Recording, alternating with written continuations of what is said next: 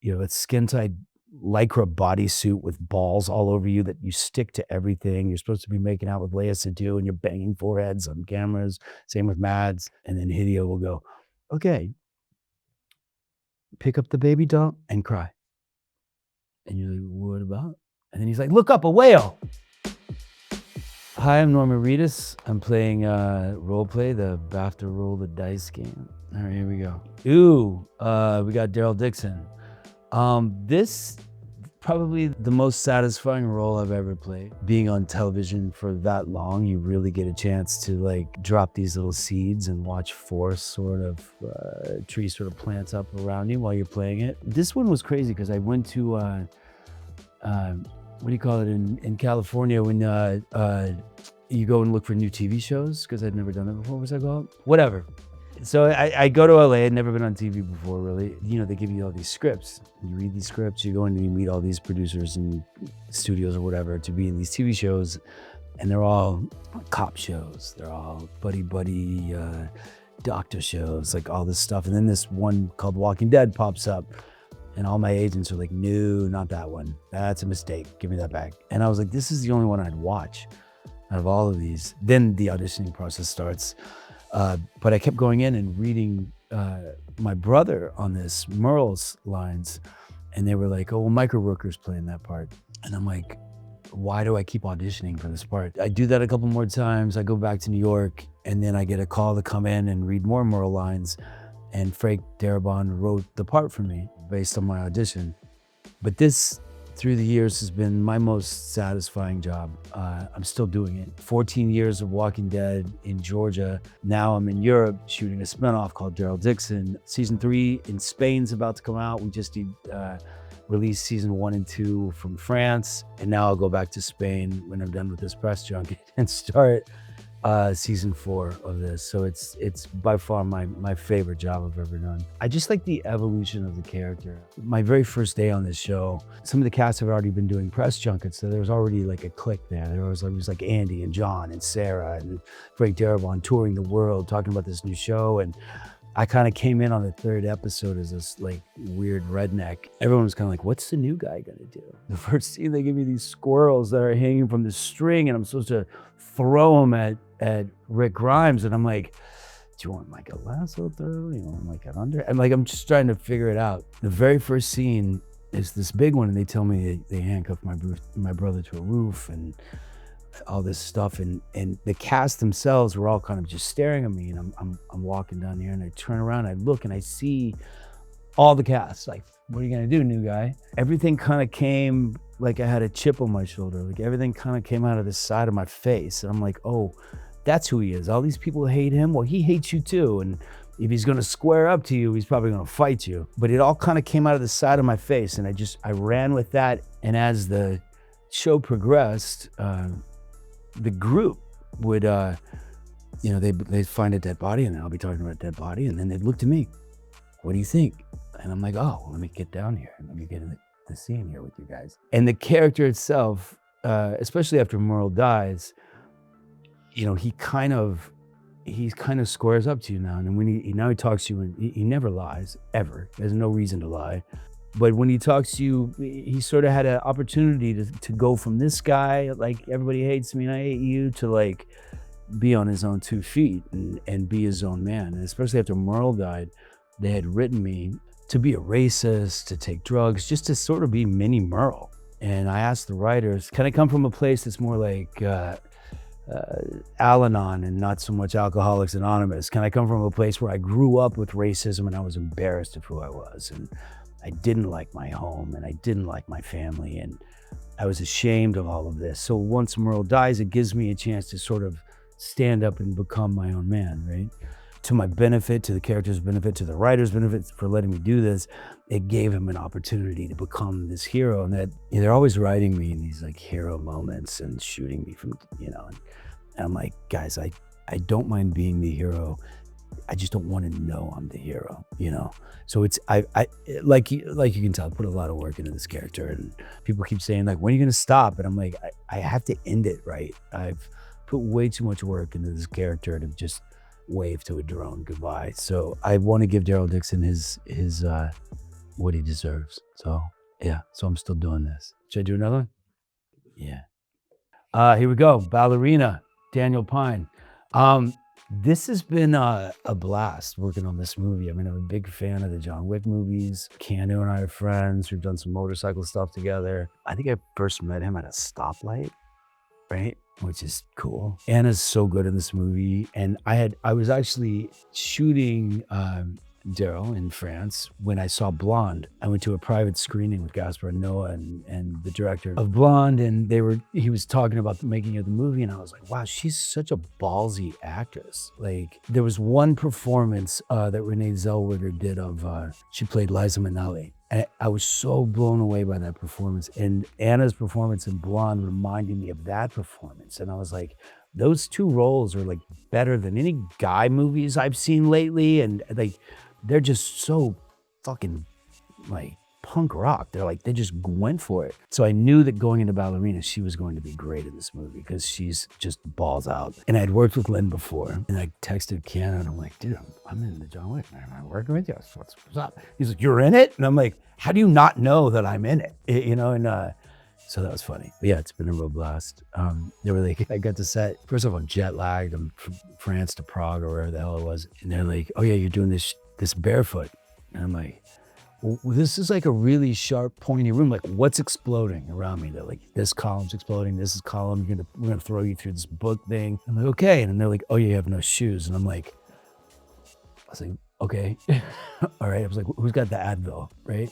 You know, so it's a math problem. You got to figure out like, it's just math, and I'm not good at math. And I've been doing math with Daryl forever because you got to like lift up a crossbow, shoot a dry arrow, show that you pulled the bolt to the audience, go out of frame, act like you're loading it, bring it up, boom, show the arrow. It's like math.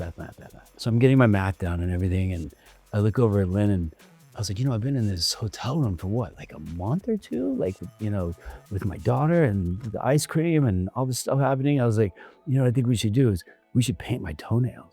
Like, she painted my toenails because we're bored in this hotel room. He's like, okay. So we paint my toenails and they're like, what colors? I'm like, I'm gonna just rainbow it, right? Just whatever. I've had a really good time playing it. I hope to see more of Daniel Pine in the future. That would be awesome. Just throwing that out there. Okay, ready? I just had a coffee. Can you tell? All right. Wow. Okay. This is Scud from Blade. This is Guillermo del Toro. He gave me my first role in a movie called Mimic, which gave me my SAG card and all that stuff, Taft-Hartley, whatever they call it. But I love Guillermo. Guillermo, he's like a little kid. He's behind the monitor, like he's like, coo. I knew him from Mimic, but he offers me this role, and I'm in LA. He brings me into his office. And I'm like, hey, what's up? How you been? And he's like, he's got these pictures of like vampires and stuff all over his walls, and I'm like, what's up? And he's like, hey, I want to give you this role. Okay, I want you to play Scud. I'm like, what's Scud? He goes, look, Norman, I know you like to do these little indie movies. Nobody sees them. I know that's your thing. And I'm like, what the fuck does that fucking mean? And he's like, I know, that's your thing. You're cool. You do your indie movies, nobody watches. And I'm like, I don't just do that. And he's like, good, so you're playing Scud? And I'm like, yeah, I'm playing Scud. So that's how that happened. Yeah, Guillermo is like one of my favorite people. And Chris Christopherson's in this movie. And I loved Chris Christopherson. And the first week, I'm in my trailer. I don't have a shirt on, and I'm watching that Bob Dylan Don't Look Back documentary. Norman, what are you doing? And I'm like, oh, hey, Chris, I'm watching this documentary, this Bob Dylan. He goes, oh! And he didn't have a shirt on either. And he comes in, and he's like, telling me, he's like, oh, I was sleeping with Joan Baez, and Bob was mad at me at this part. And he's like, telling me all these behind-the-scenes stuff because he was there, right? And he's telling me all this, and I looked down and I was like, dude, we have the same nipples. And he goes, we do have the same nipples. And we're like, come on. So we're like, Guillermo, look at this. We have the same nipples. So that became kind of a running thing that we thought was funny. Yeah, my exit in the film, I didn't want to punch Chris. I was like, I love him so much. I want to be him one day, And Wesley's like, hit him like you hate him. I'm like, but I don't hate him. He's like, act like you hate him. I'm like, I can't hate him. So that was like a whole thing. And then they explode me. There's like an ear over there, there's a finger over there. And they had like 8 of those, which is crazy. There's a bunch of stories about this movie. Oh, same guy. Oh, this one. This was Funny Sonny in Bikeriders. So I'm in Cannes, right? And I'm sitting next to Jeff Nichols. And we're like talking, having a good time. And then like an hour later, he goes, hey, I got a movie. Did you play this role in this movie? And I go, who are you? He goes, I'm Jeff Nichols. And I was like, wait, did you direct Mud? And he goes, yeah. And I'm like, why didn't you tell me you're the guy that directed Mud? We hit it off, we become friends. And he goes, I'm doing this movie called Bikeriders. And I go, like the Danny Lyon photo book? And he goes, how do you know that? And I go, dude, I have like 5 prints in my house. Like, I'm a huge fan of Danny Lyon's already. And I do photo shows. I got a couple of books of photos out, and I collect photographs. And he's like, what? You know that? I'm like, of course I know that. He goes, okay, well, read this. And here's who's in it. And if you play this role, I'd love to have you play it. And I call him back and I go, you got a lot of good looking guys in this movie. And he's like, yeah. And I'm like, can I go the other way? And he's like, what do you mean? And I'm like, can I go the other direction? And I get there and I hadn't met the cast yet, right? So I'm shooting in Europe. Greg Nicotero from our special effects team make me these fucked up teeth, right? And I'm doing like the full hair and I got all these things glued to my face. I'm trying to get used to talking with this mouthful of plastic. And then I'm going to Ohio and I get there a couple of days early and I'm going to like Starbucks and Walmart. And I'm like, do you have sweatpants? And like, I'm just trying to I'm driving my rental car and people are like, no, man. I'm like, so I'm trying to get used to talking in his teeth. But the crazy part is I hadn't met the cast yet, right? So the first time I meet Tom Hardy and Austin and Jodie Comer and all these amazing actors, I'm up on this hill and there's about 1,000 extras in the field. But the one they give me it's got a suicide shift, but it has a bronze rubber ducky on the top of the suicide shift. And I can't touch the duck because it'll break off. So my knees are up here. I'm trying to thread the thing, trying to grind these gears in with 2 fingers with all this stuff on my face. And I'm up on the hill and I'm waiting for the first AD to go, come on down, right? And they're all sitting on benches and collars are popped and they're all looking cool as shit. And I'm already nervous to meet them because I'm a fan of all of them. And I'm up on this hill. I look over at the makeup artist. I'm like, can I borrow those glasses, right? So I put on these pink glasses, right? And he goes, go. And I go, wait, are these prescription? And she goes, yeah. And I was like, fuck it. So I'm riding this bike down this hill through these extras, trying not to kill anybody. And I finally get there and I get off the bike and I walk up and Tom and everybody, I'm like, I heard you're the dude that does the stuff. And they're looking at me like, what the fuck is he doing? And I'm like, this is either gonna suck or it's gonna work. I had no idea, but I was super nervous. And I'm supposed to be the guy that knows how to ride all the bikes, It was. It did good, yeah. I mean, I had like real like biker clubs and stuff contacting me going, dude, that's the real thing. Should I cheat? Okay, roll.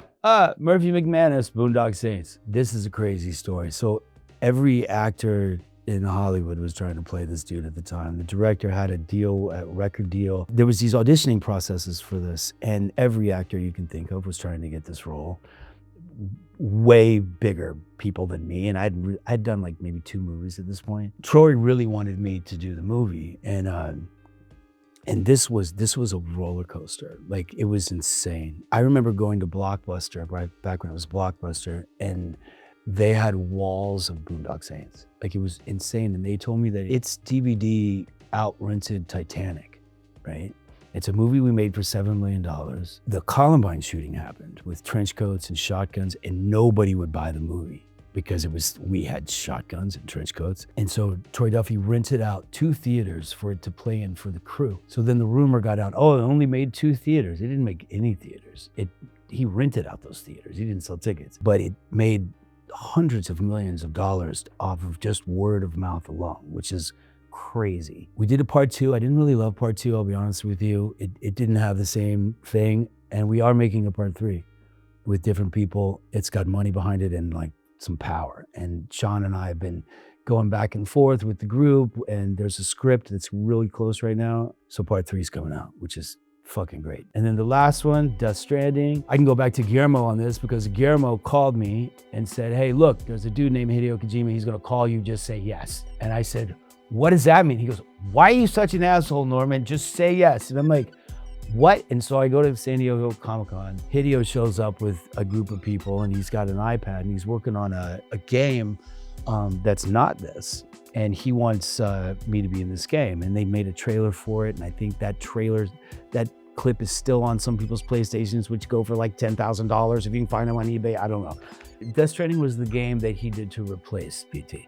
Hideo is one of the most brilliant people I've ever worked with. He's interesting. His mind, he's a very much like Guillermo, like behind him.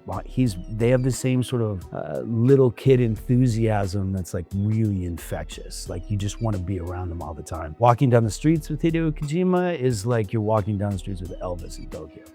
The game itself, he tries to explain it. I'm trying to get my head around it. I've never done motion capture before. I'm watching Benedict Cumberbatch do the Lion King or whatever the fuck he does, and he's like, "Rah!"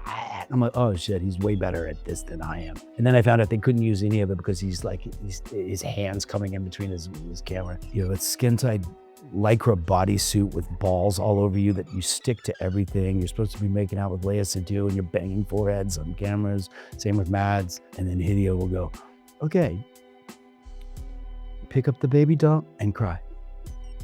And you're like, what about? And he's like, and you cry because the strand of the strand. You're like, I don't know what any of that means. I'm very sorry. I trust you, but I don't know what that means. And then he's like, look up, a whale. It's wild to work for him. He's a really great guy. He's super nice.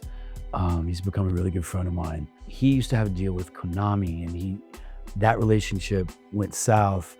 And he started his own company based on this game with Sony. And many times he's been like, I couldn't have done this without you. You joined this franchise and now I'm on the road with this. And he's making all these amazing things. Really good friend of mine. I know there's a movie. I don't know anything about the movie at this point. Don't ask. Everyone keeps asking me during a Ballerina premiere. He's great. I love Hideo. Yeah. He likes celebrities, he likes movies. I've had him several times going, can I meet so-and-so? And I've had celebrities going, can you introduce me to Hideo? It's gone both ways. Yeah, he's got really unique ideas where he thinks the gaming world will go next. They're kind of mind-blowing. Yeah, I'll tell you off camera.